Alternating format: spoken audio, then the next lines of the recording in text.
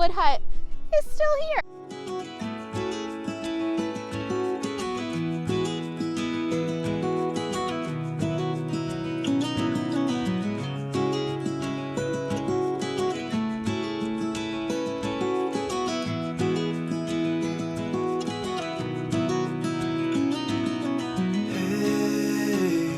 Heard you want to leave this place where we grew up. This old town, just put it all behind. Remember you. Capitol Reef is definitely an area that pays homage to indigenous people as well as early Mormon pioneers. So in this area we have petroglyphs that were formed from, I cannot pronounce this correctly, the Hitsunaman people? Don't come at me. The Euro-American name for them is the Fremont people, but they're, the living tribes do not refer to them as that name, and so I will not refer to that. But the people here are most closely related to the Hopi tribe, estimated to be here between 300 and 1300 AD. And they left these markings to tell stories of their life, of their religion, of their culture, and it is confirmed by the Hopi people that they are their ancestors. Now, it's not exactly known why they would have left this region, considering that the climate was suitable, there was water present, and they were able to successfully grow crops. But it is believed that it was a goal to leave in order to make their destination to the center of the universe, which is a Hopi belief. When the Mormon pioneers first came through here, they did find evidence that there were irrigation ditches dug that were to help feed their crops. And we also know that they definitely grew corn and beans, and there are granaries in the area where they would store those items. And there's just this cute little boardwalk to walk along, and we'll just go see what's at the end of it. I think it's about a little more than a quarter mile, I think I read. So we're just gonna go on a stroll.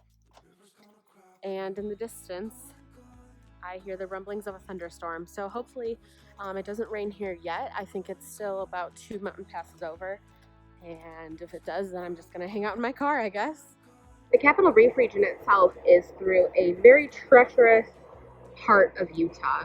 Driving in yesterday, my GPS said it was going to take me 3 hours to get here. And I looked at it and I was like, no way, it'll take me 2 hours. I literally was going 30 miles an hour for, I'd say, 75% of the trip. It was incredibly beautiful to drive here from Bryce Canyon.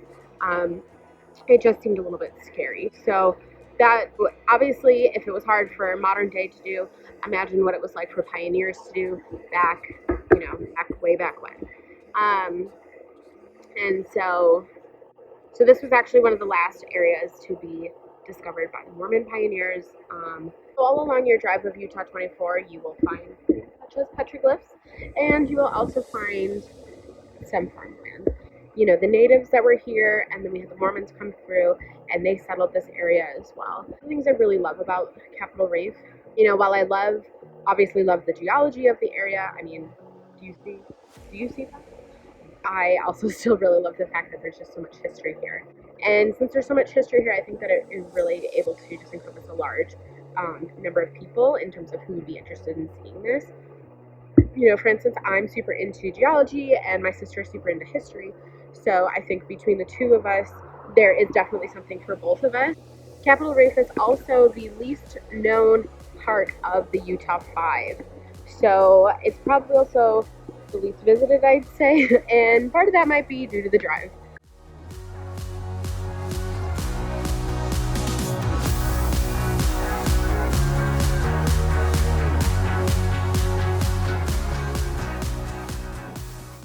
Here is the Fruitus Schoolhouse. So this one-room schoolhouse actually served as also a community center for the town. People here use this for their church, they use it as their community center, and it was the school. The last class was taught here in 1941, after which they would bus the students to other schools, and it really was just because there wasn't much need for a school anymore. This storm is coming at night.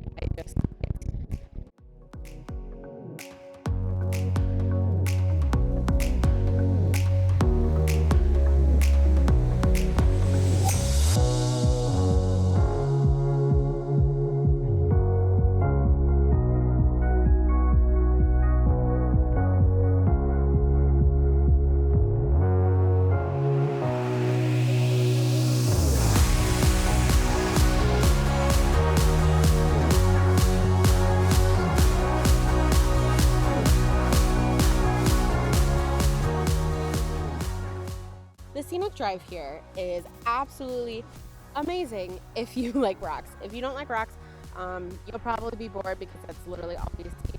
But like, look at this super cool one right here. Like, this is a geology lover's dream location. Honestly, the sandstone cliffs are just incredible by themselves. But then you add in like these super cool features. You add in the fact that you're just like in these little canyons and you can see, you know, the paths that the rivers take and the washes, and it is absolutely amazing. So I definitely recommend doing the scenic drive, at least if one of you is into geology. If you think you're into geology but you're not really sure, absolutely definitely do the scenic drive. And if every one of you hates rocks, then why are you in a national park to begin with?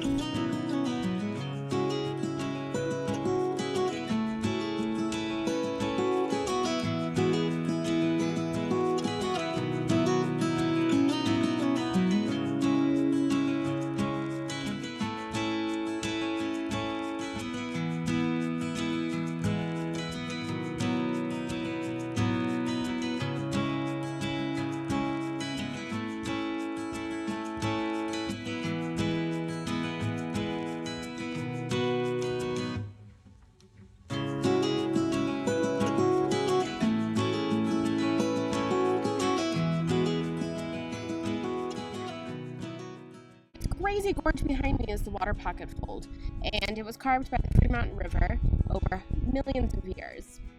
This stretch is 100 miles long, and there is a drive back through that gorge, and it's a high clearance 4-wheel drive vehicle. And honestly, I don't have cell phone service. I'm out here alone. I'm not trying it. I mean, I'm seeing some like small cars go down there, which I just think is absolutely crazy. But the scenic drive overall is, like I said, just full of geology. So if you're into that, then definitely come check this out. This spot here is actually kind of peaceful. There's a few people that have been stopping through here, just kind of checking things out, but for the most part, it seems like it's been pretty quiet.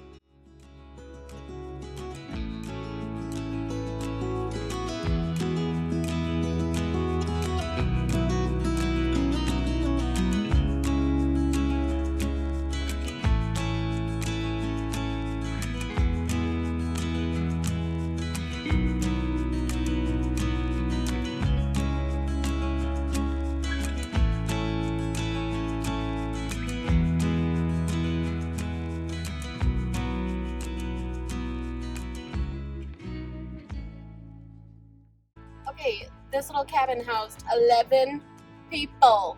Where did they sleep? I don't understand. I don't know.